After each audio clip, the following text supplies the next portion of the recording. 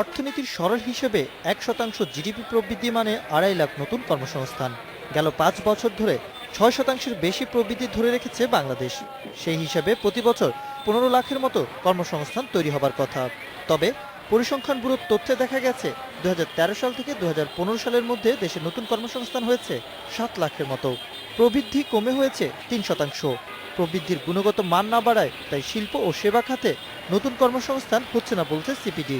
যেই বছর আমাদের সর্বোচ্চ প্রবৃদ্ধি হলো সেই বছর আমাদের কর আহরণ খুবই কম, সেই বছর আমাদের কর্মসংস্থান কমে গেছে, সেই বছর আমাদের বিনিয়োগ, ব্যক্তি খাতের বিনিয়োগ জিডিপি শতাংশ হিসেবে কমে গেছে এবং সেই বছর আমাদের পুঁজি এবং শ্রমের উৎপাদনশীলতাও কমে গেছে।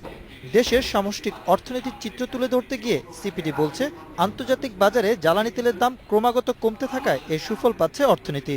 নতুন ভ্যাট আইনকে সময় উপযোগী মনে করছে সিপিডি, তবে তা বাস্তবায়নে সরকারকে সতর্কতার সাথে এগোনোর পরামর্শ বিশ্লেষকদের।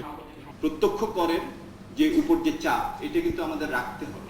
তার কারণ এটা আমাদেরকে মেনে নিতে হবে যে ভ্যাটের মতো অপ্রত্যক্ষ করগুলি সাধারণ মানুষের উপরেই কিন্তু পড়ে।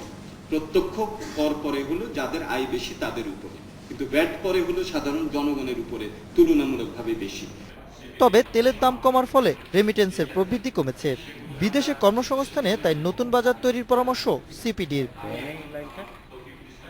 Ashraf Alam, Independent News, Dhaka.